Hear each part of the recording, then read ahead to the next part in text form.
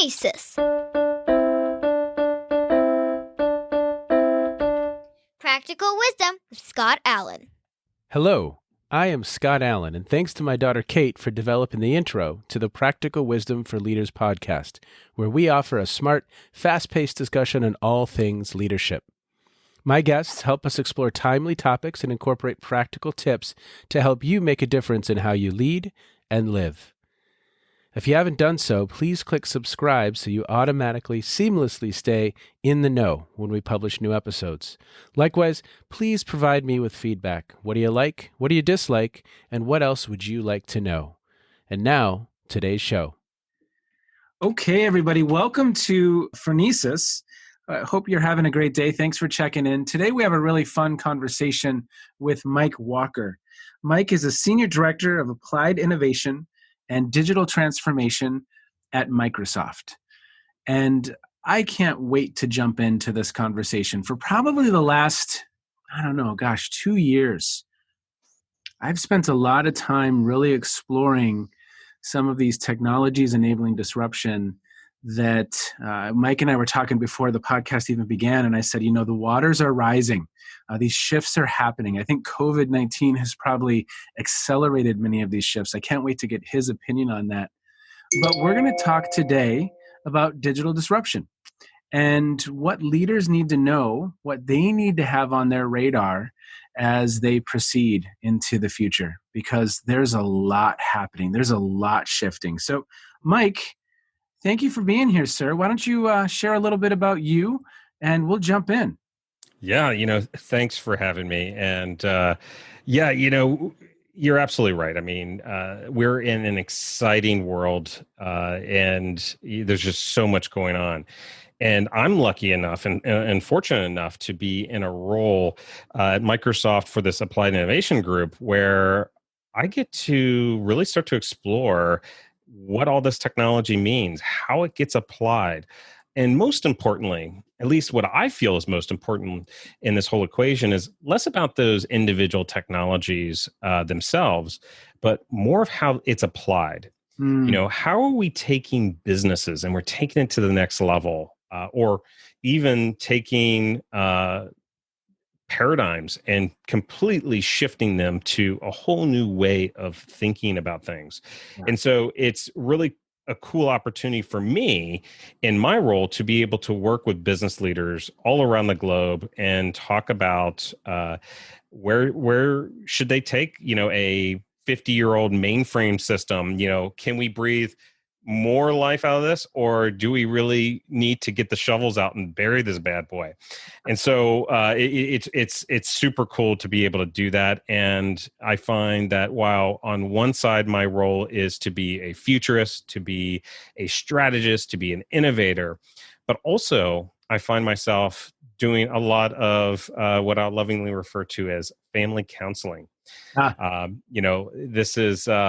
This isn't easy stuff. The technology is straightforward and easy, but actually doing something with that technology can be hard. So it's been a long-winded answer to say, Mike, what the heck do you do?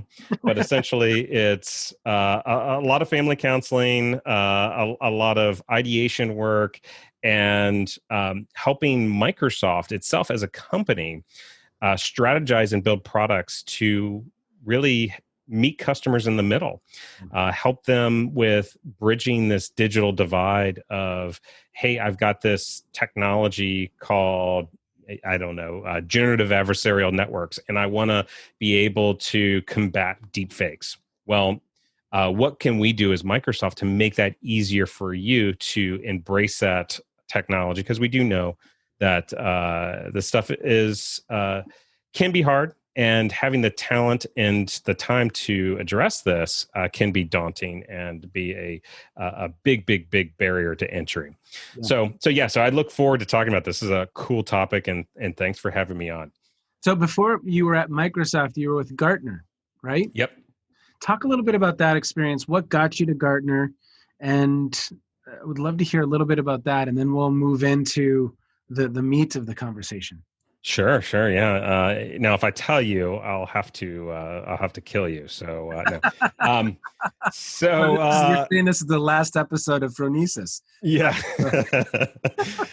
So with Gartner, it was an interesting road because my career trajectory. I spent time as a chief architect, working in typical corporate America, helping organizations with big problems, around security, regulatory compliance, implementing new systems in the world of e-commerce, all that great stuff.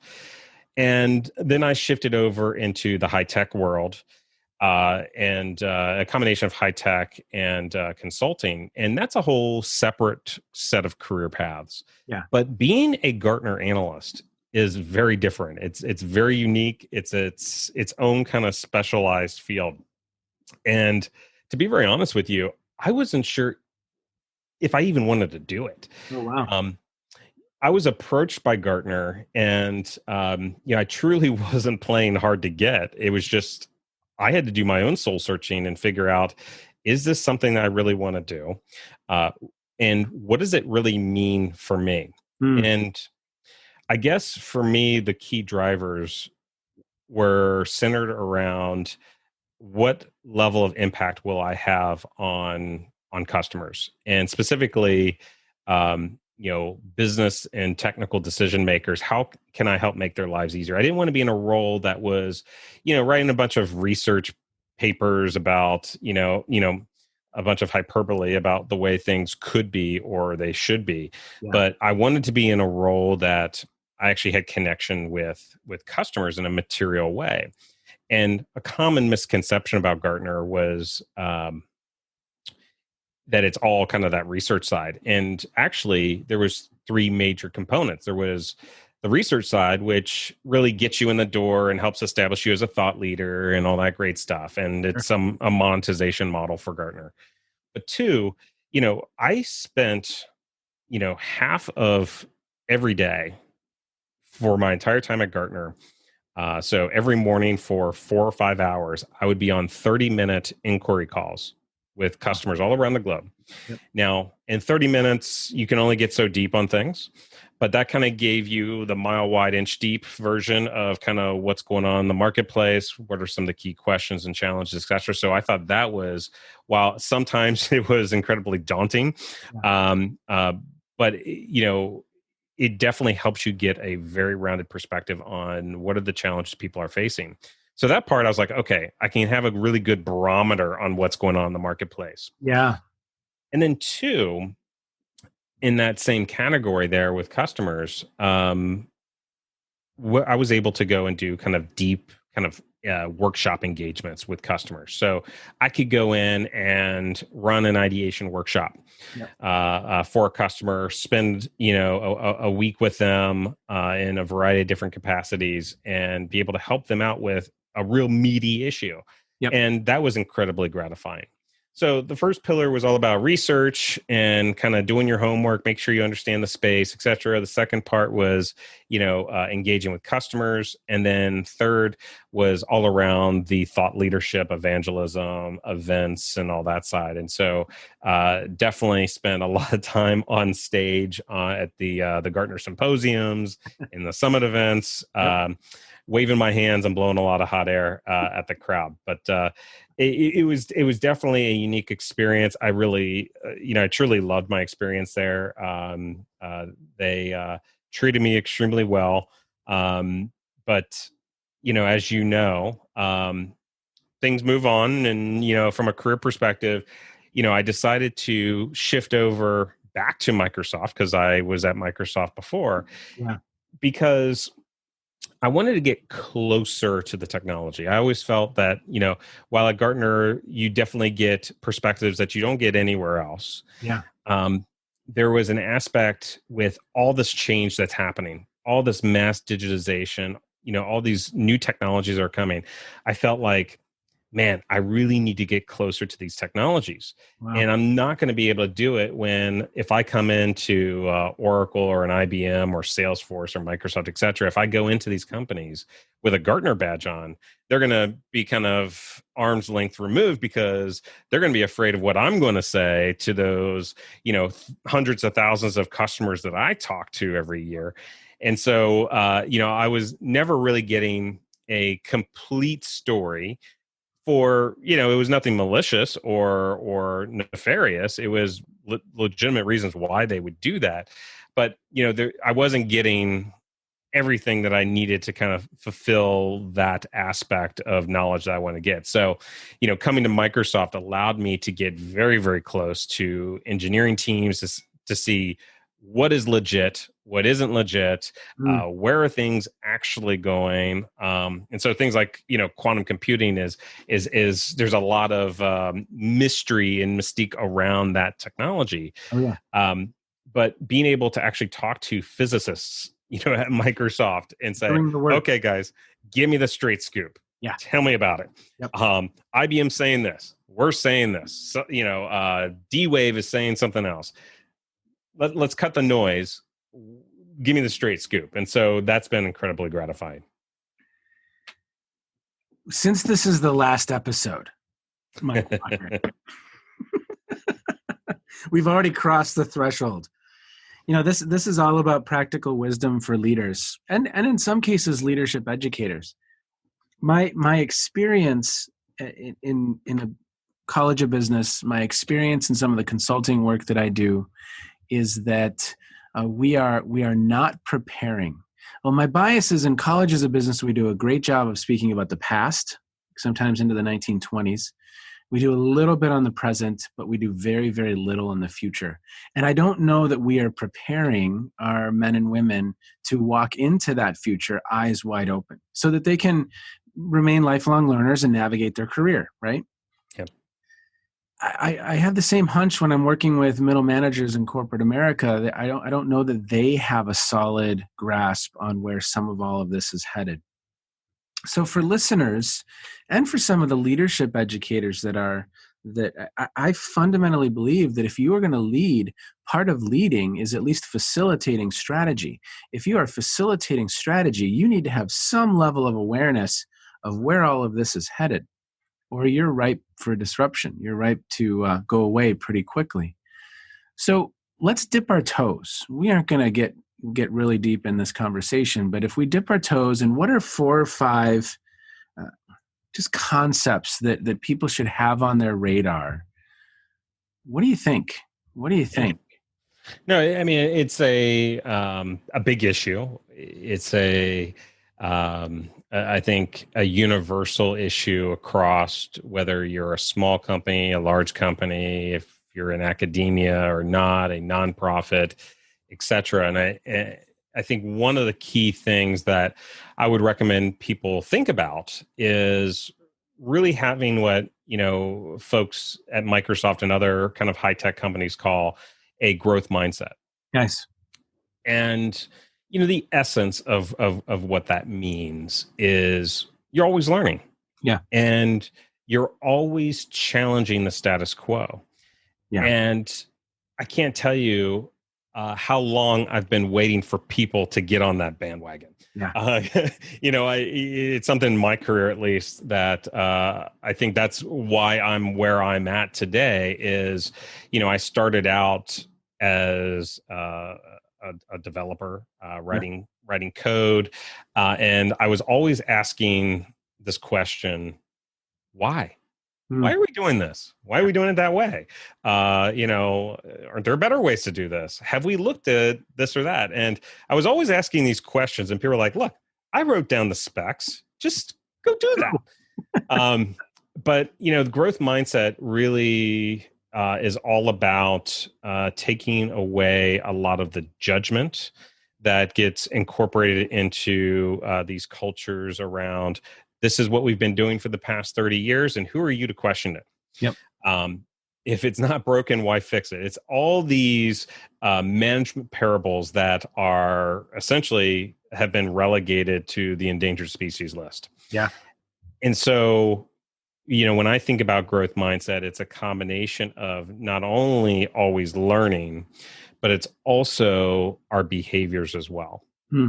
And it's about diversity of ideas and uh, not only being accepting of those and intaking them, but also being an ambassador for this diversity and inclusion, and proactively seeking it out. Yeah. And in yesterday's world, where the method of your job growth or security was to hoard information and keep it all to yourself, that's all gone away. And so another part of this growth mindset is, what have I done to help you? Hmm. How am I helping to enable the person down the hall in another department, et cetera? Because that's going to come back full circle. Yep. And oh, by the way, while we're too busy kind of infighting amongst ourselves, we all work for the same company here. Yeah. So how do we help this company? And so that is a foundational building block. Yeah. To get to all the other stuff we want to talk about around all this change that's happening is, really having that ability for us as human beings that are, essentially powering these companies to be able to be agile and nimble, to be always learning, and to be seeking out these new ideas and challenging the ones that don't. Yeah. So I think that is kind of a core foundational layer that leads to all other things. Well, if you have that fixed mindset, I love that work by Carol Dweck. I love her whole notion of yet, right? I'm not Yep. there yet. I'm keeping the possibilities open that we can get there. It's possible.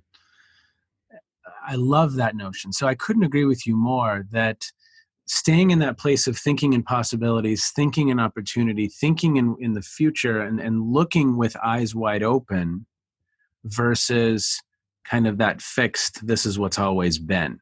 So you're saying we got to start with that way of thinking, that's a critical element in all of this. Yeah. And, at the end of the day, as unsexy as it may sound, we got to start with people.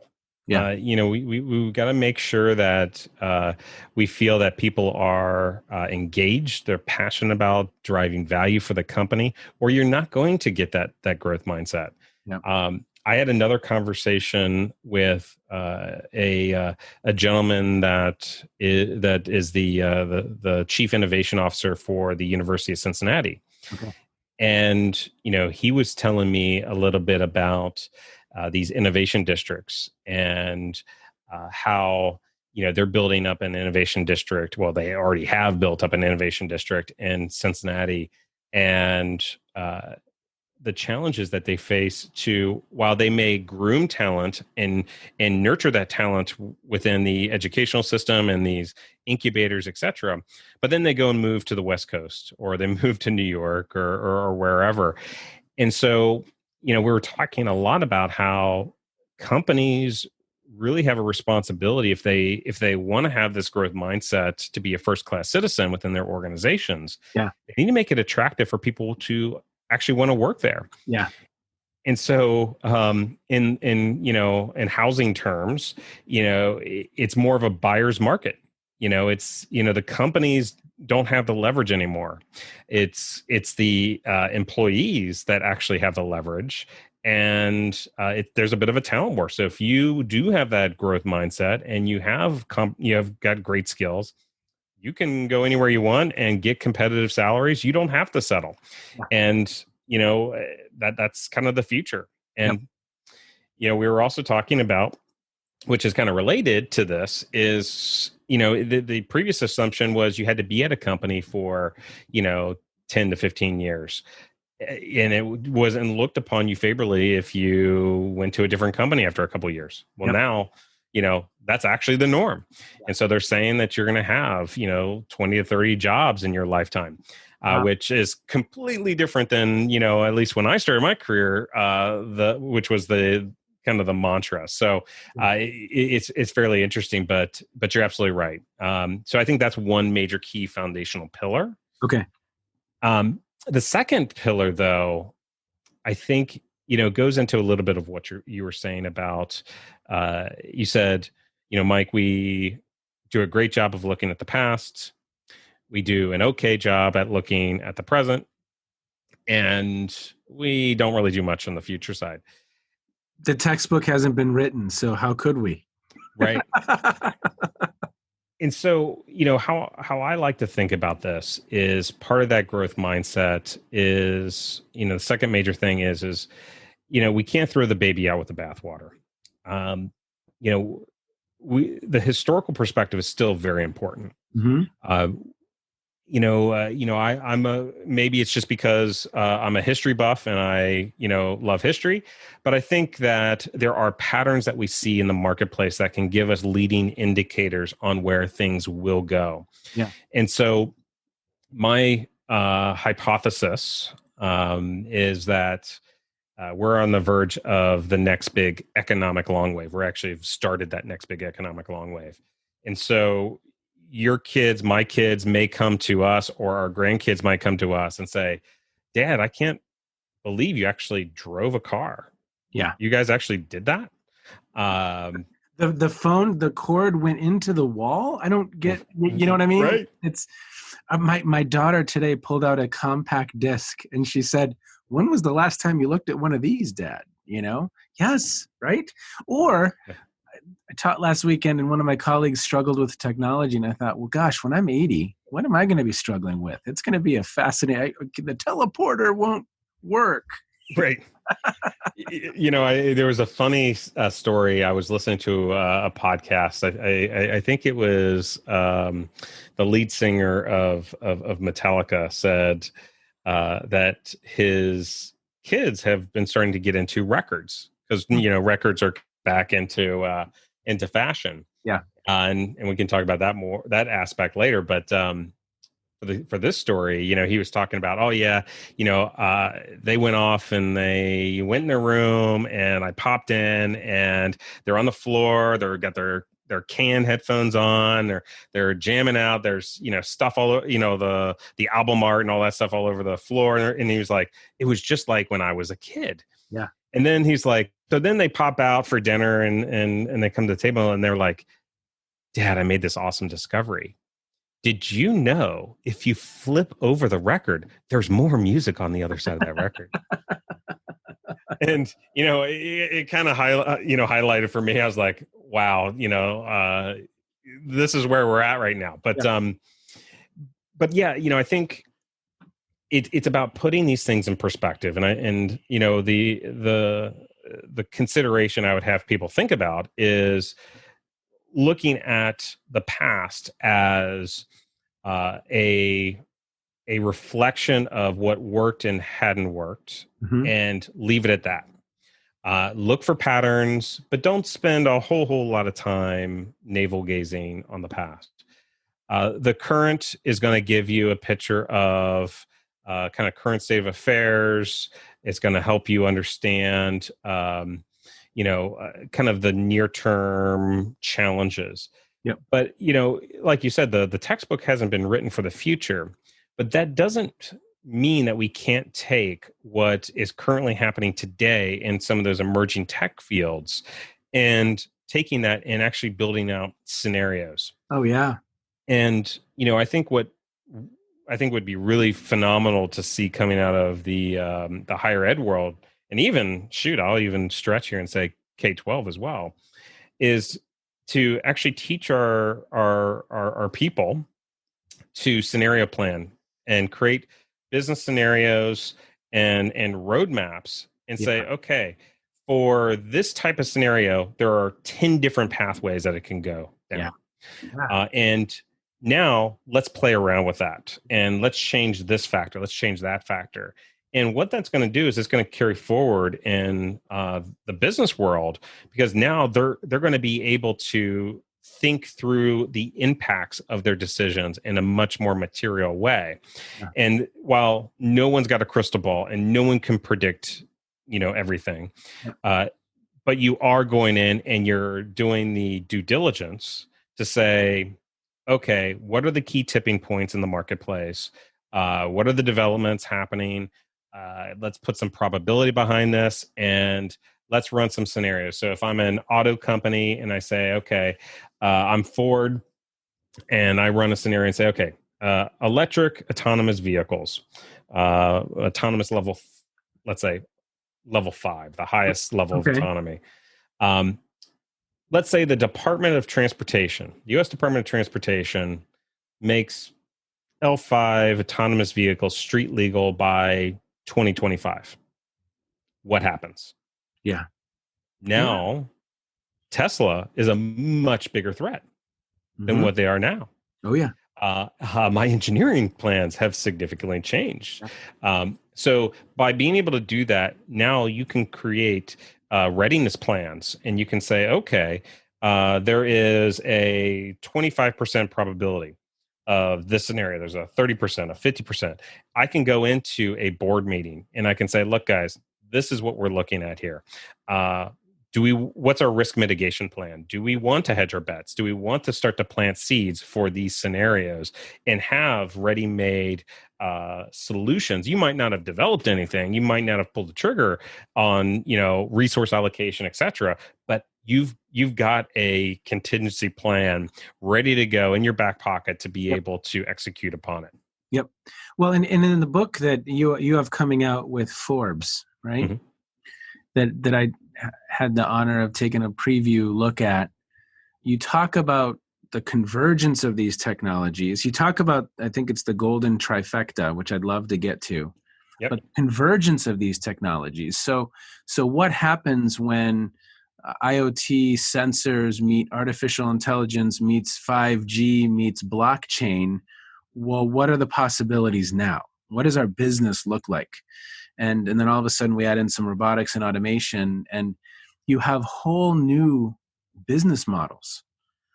So share a little bit more about that. And I know that can sound very, very daunting to folks, where this might be one of the first times you've kind of thought about convergence or the Golden Trifecta, which you're going to learn about in a couple moments. But this is how we have to spend some of our time thinking, what you just said. Ford has to be thinking about that right now, or they're done. Yeah, and the Golden Trifecta is essentially a term that I coined because I started to notice this natural coalescing of these core technologies. And, just as growth mindset is foundational to organizational success, the Golden Trifecta is foundational to the next world of digital platforms. Yeah.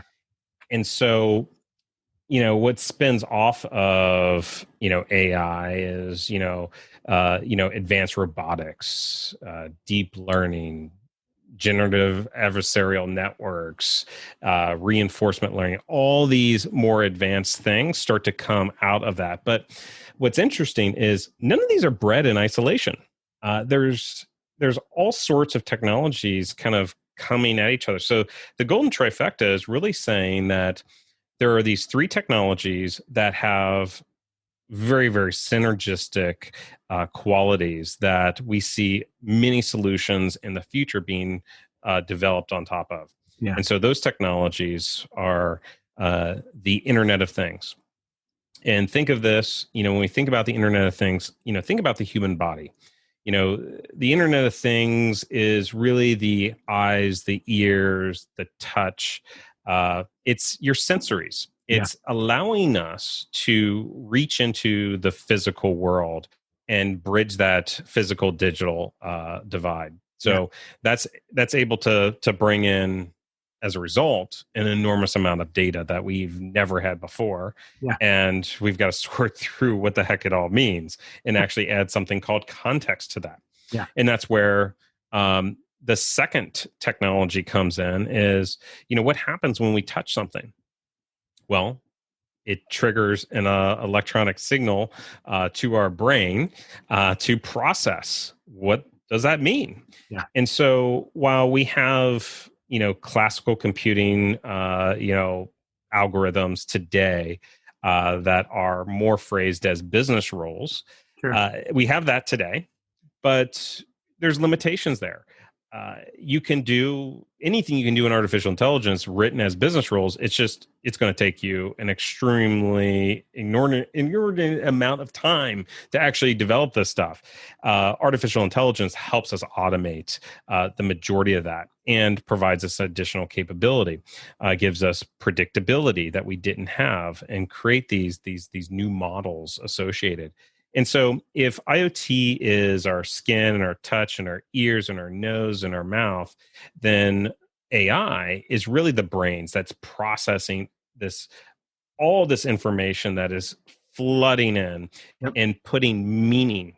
And I think that's the biggest difference between yesterday and today. Yeah. Is before we were able to say, okay, that's what that data is.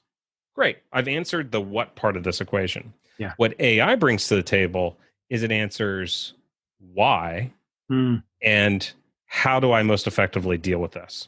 Okay.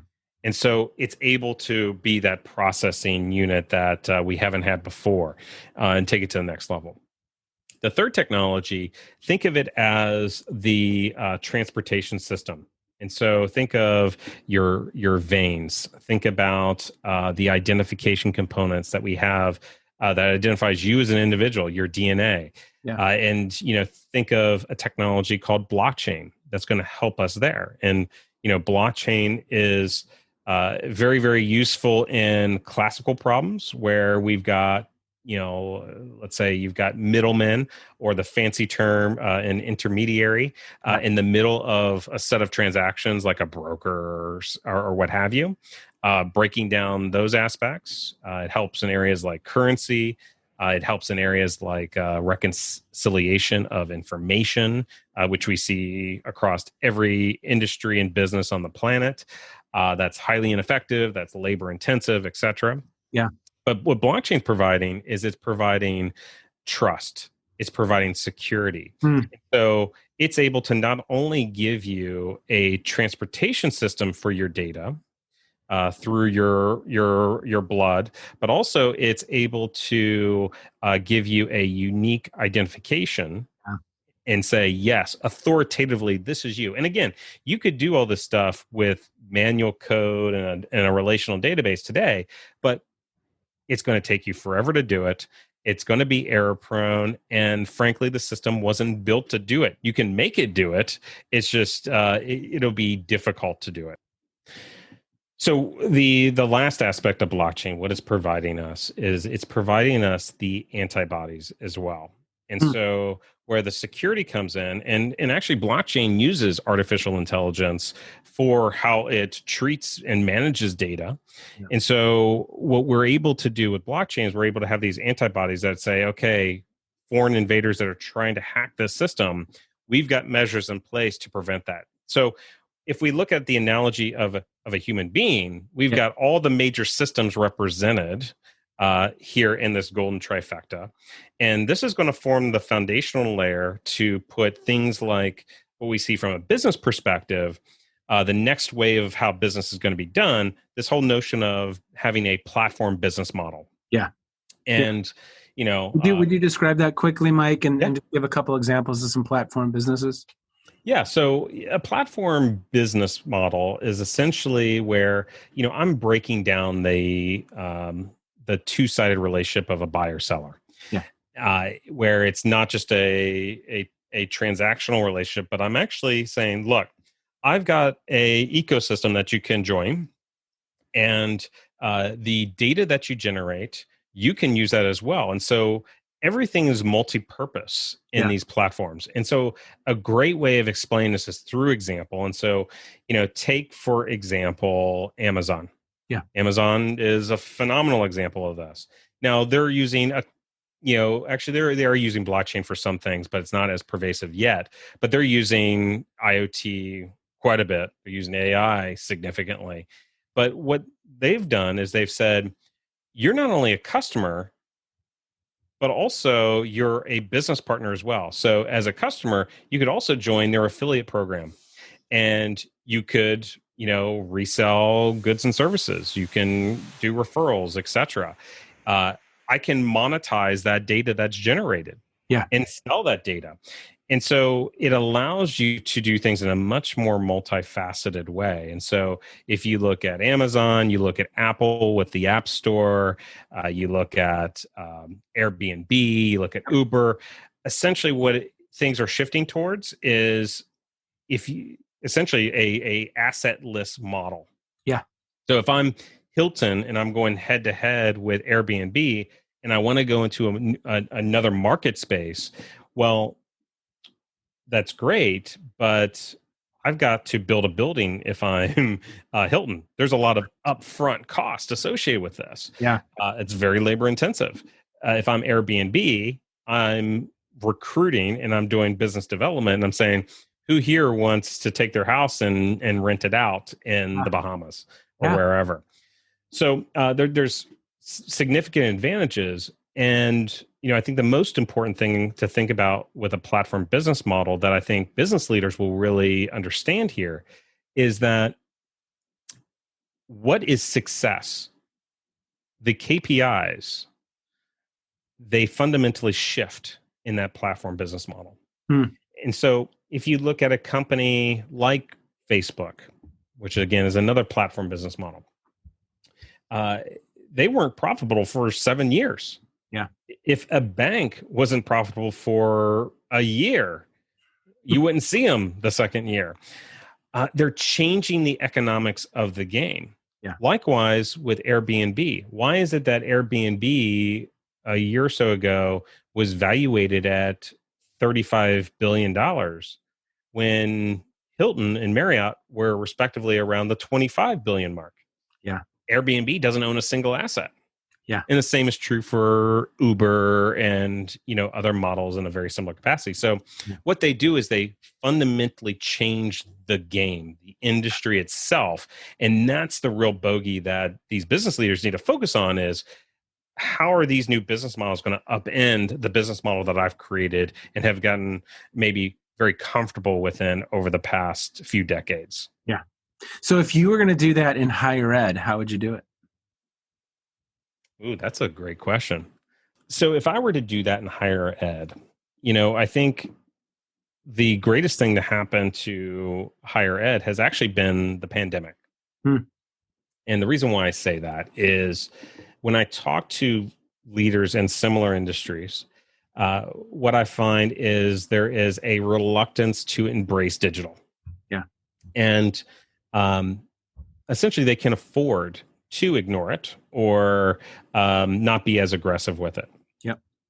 With the pandemic, you have to go all in. Your chips are in the middle of the table, my friend. The business model at many of these institutions no longer works, right? Right. Yeah. And so I think that has been the best thing to happen to many organizations and is going to rapidly accelerate digital transformation. And thus this notion of building these digital ecosystems.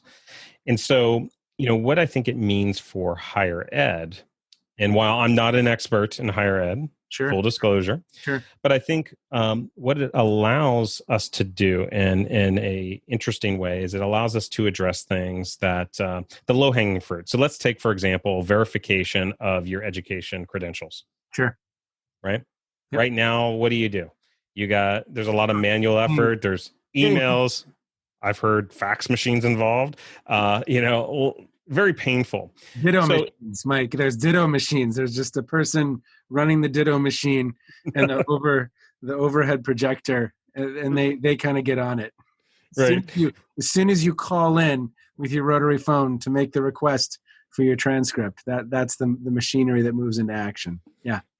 Lots of dot matrix printers going off in the background, I'd imagine. So, what you can do straight away is take aspects like that. And you can say, what would it look like if we actually connected these universities in a meaningful way? Wow. And what if we did have an ecosystem that, we started off with the establishing and essentially the digital attestations that, yes, this person did graduate here are their records, and tie all that very seamlessly. that's low hanging fruit. That's, straightforward, and that could be a very quick and very impactful win for higher ed.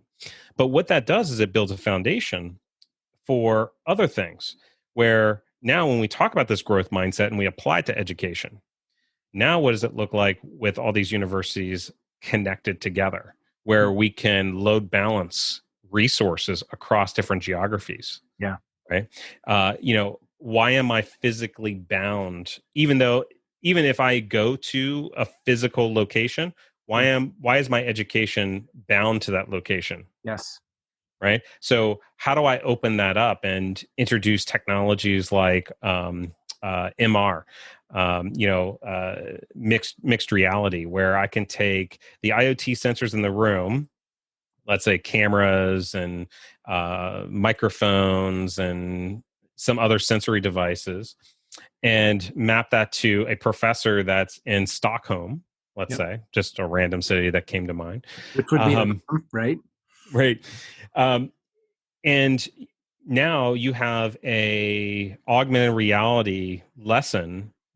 You have a guest speaker that comes into your lecture from this other university that has deep expertise in this particular area. Yep. Or if I'm in a medical college and there is a very specific cancer researcher that I want to be able to conference in a material way and be able to show a human cell, a drug treatment plan, and be able to show this all in kind of real time. Yep.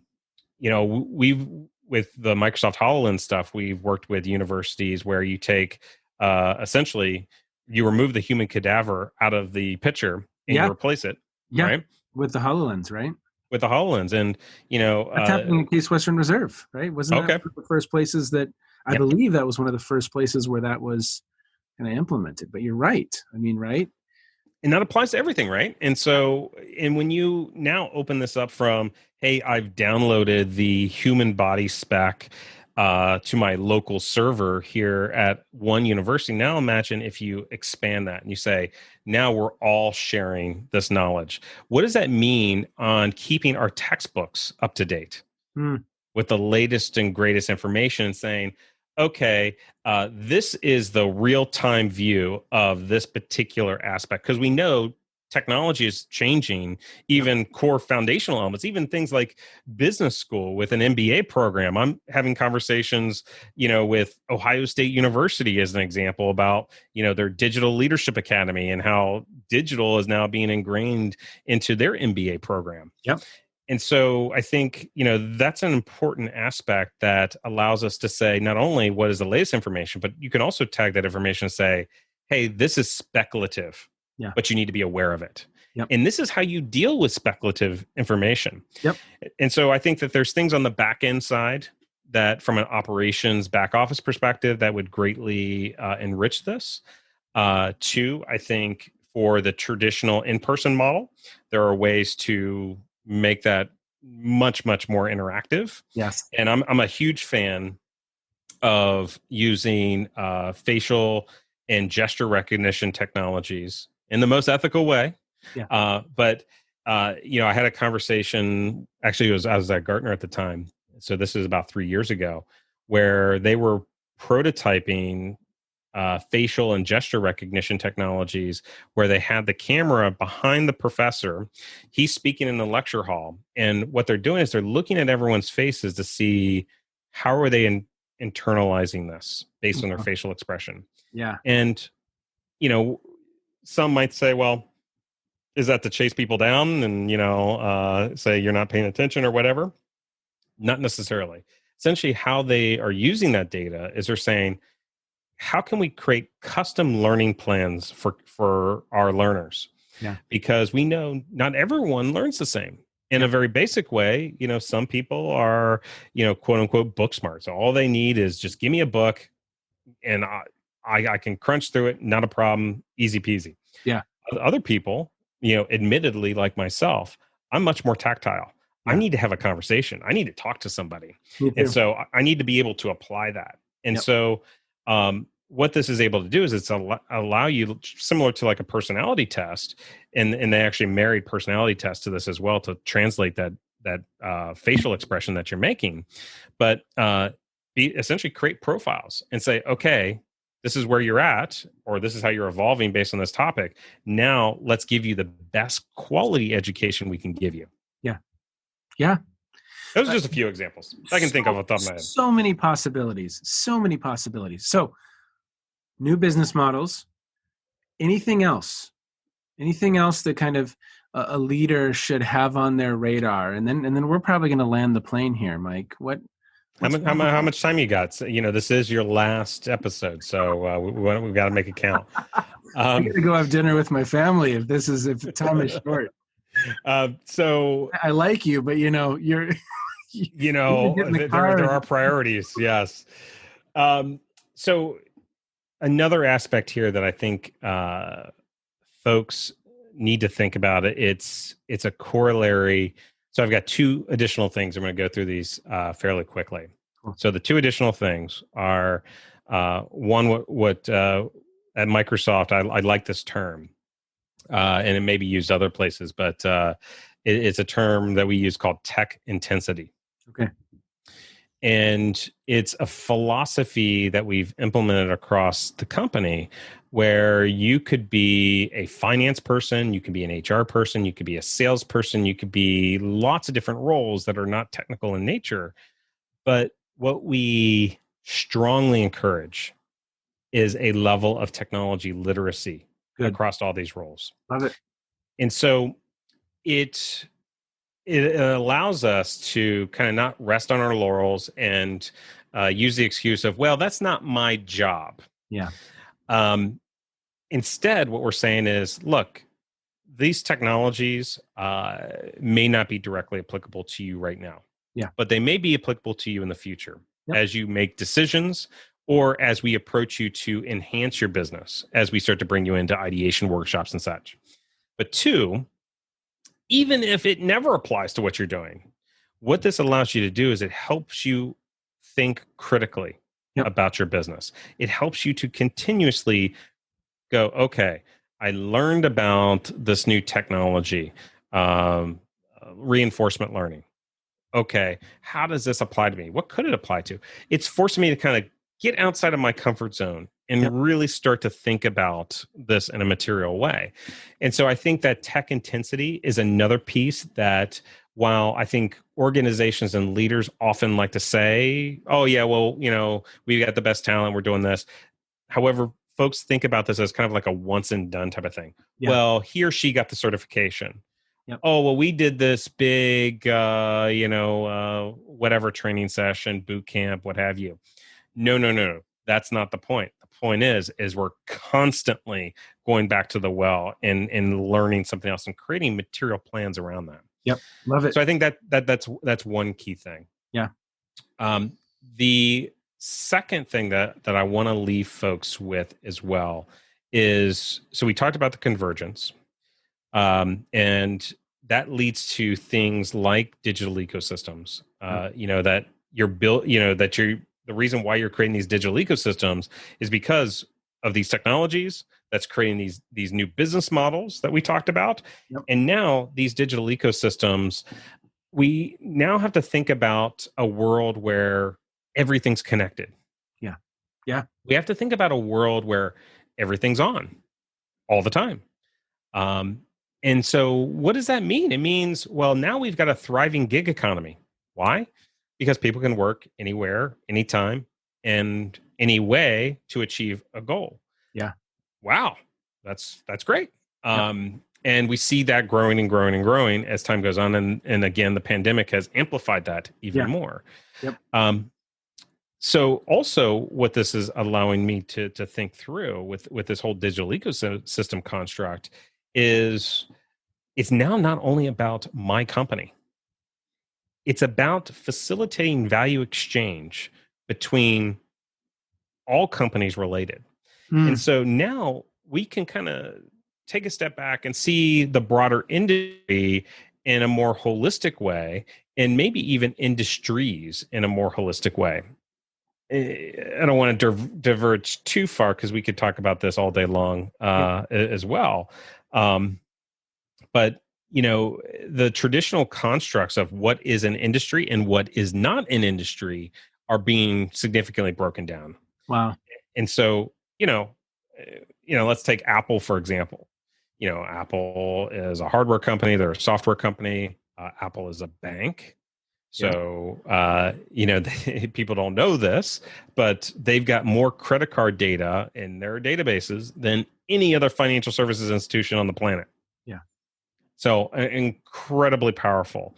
They're a retailer. I mean, they're in many, many different industries. And so I lovingly refer to this, I've got lots of Mike-isms as Franken industries. It's, we're not in the singular industries anymore. There's a lot of kind of integration across these industries. Yeah. And so I think that is a key component that digital ecosystems is breaking down, is not only the industry construct, not only is this is only about me selfishly and singularly, but also it's allowing us to tap into this always on, connect to anything. Yeah. That's another core tenet. Well, there's a quote I read somewhere that was like, it said something to the effect of, once electricity came on the scene, and anything that could be connected was.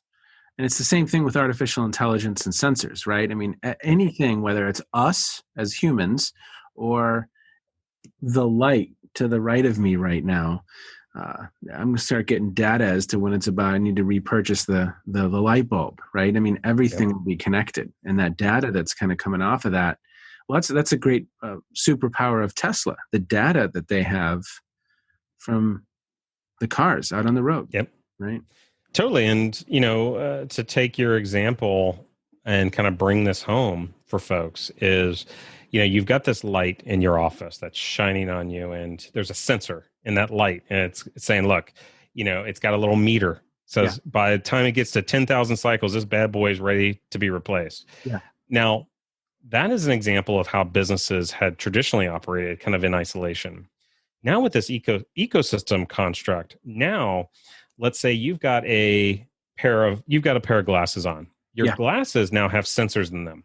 So your lens is looking at the ambient light that's hitting your glasses. And so not only is that light reading, when is this going to, go out, but also your glasses is reading what's the effect of my human body? What's the stress levels at where I'm at, the duration in which I've been staring at a computer monitor. Now it's saying, okay, you're at a danger level of blue light. I'm going to turn this down, adjust the temperature of this light. Oh, by the way, I'm also reading the sensors in my chair. I've been slouching for half a day. I noticed you changed your posture there. Now it's going to say, hey, it's going to give a little haptic feedback and say, reminder, I don't want to be your mom here, but you need to sit up straight.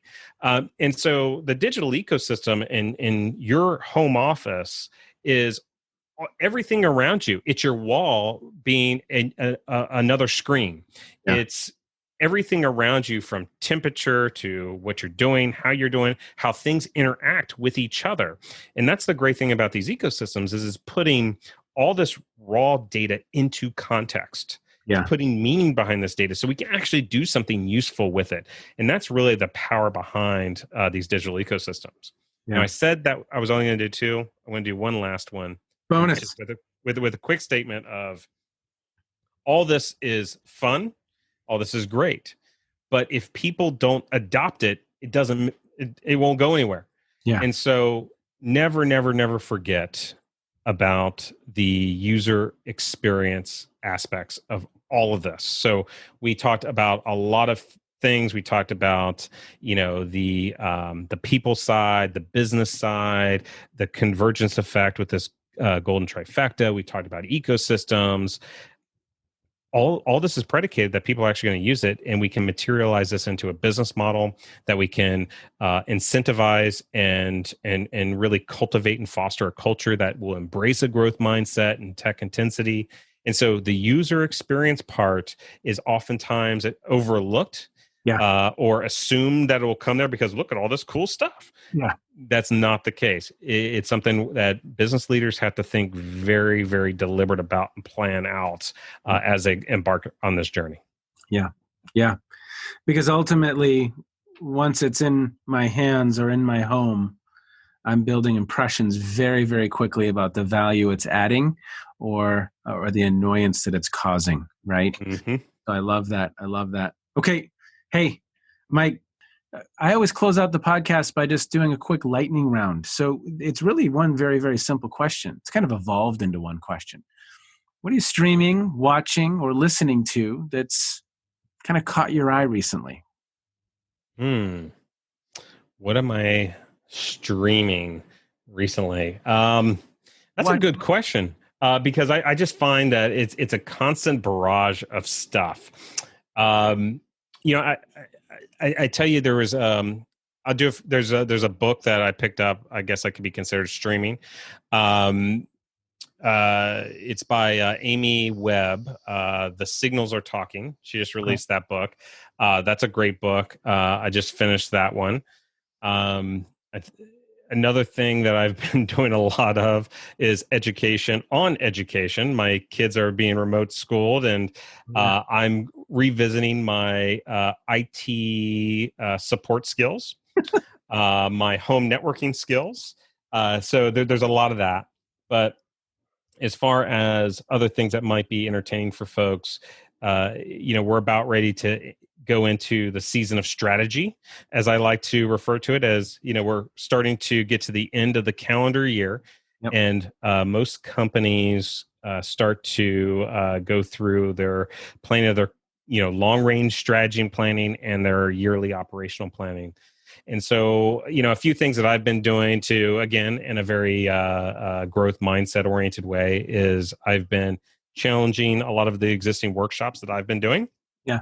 And I've been actually going to our own internal digital advisor and consulting groups, and even our partner ecosystem, and stress testing that, saying, okay, here's what we've been using for the past few years. Does it still make sense? What are we missing? What could we do better? So I know I didn't directly answer with, what Netflix special am I streaming? I haven't had much time to do a whole lot of that, but I do look forward. You have your own podcast, right? So Yes. tell listeners really quickly where they can find you. So you can find me a number of places. I get around, but you can go to mikejwalk.com. Mike Walker is an incredibly popular name, and I'm digitally arm wrestling Mike Walker from the National Enquirer, football players, all sorts of people, to get that Mike Walker domain. But you can find me on Mike J Walk. That's where you can get kind of a primary landing page. You can get to all my social and all that. But also, you had mentioned, I do a similar type of a podcast that focuses on helping digital leaders, both on the business side and the technical side, and help them through their journey by interviewing folks that are doing the same things they're doing. And so I have interesting guests from folks that are in these end user organizations, to even going out on a limb and interviewing folks like a woman that you'll hear from that has essentially used artificial intelligence to go from 70 recipes for whiskey to 75 million recipes of whiskey that is tailored to individual taste profiles. So, I have fun with this thing because life's too short not to have fun with this stuff. Yeah. So we talk about emerging tech, we talk about innovation, and we just talk about things that I think that are just generally cool. Whiskey, right? Whiskey, yes. Mike Walker, thank you so much, sir. It's been a fun conversation, as I knew it would be. I am going to go have my last supper, and we'll see you next time, maybe. Who knows? Thank you so much. Be well. Thank you. All right, thanks. I could listen to Mike Walker speak for hours. This is a gentleman who knows his stuff. And I think potentially for some listeners, this topic may feel a little left field. For me, had it not been for this disruption associated with COVID-19, I think one of the primary topics on the plate was technologies that enable disruption, digital disruption. it's a topic that I don't know we can get away from. And so if you're not familiar with the work of Joseph Aoun, who is the president at Northeastern University, he wrote a book called Robot Proof. And he highlights in today's higher educational system, we need to be focused on three elements: data literacy, tech literacy, and human literacy. Now, I think as leadership educators, oftentimes our space is that human literacy place. But I think it's critical that we have an eye on some of these other dimensions, because as we look to the future, the jobs, the roles, and relevance oftentimes will rest in some of that tech literacy, data literacy. And if we are locking down that human literacy dimension, I think we're doing our part. As always, thank you for listening in. We'll put some resources in the show notes so that you can explore this topic further. Take care and be well. You have been listening to the Practical Wisdom for Leaders podcast. If you liked what you heard, please share it with others and let them know what we're up to. And one last quick reminder to click subscribe so you know when we publish new episodes. And of course, we'd love to hear your feedback. You can stay in touch with me by visiting www.scottjallen.net or any number of social media platforms. Be well, be safe, and make a difference wherever you are on this beautiful planet. And now, here's Kate's twin sister, Emily, with the outro.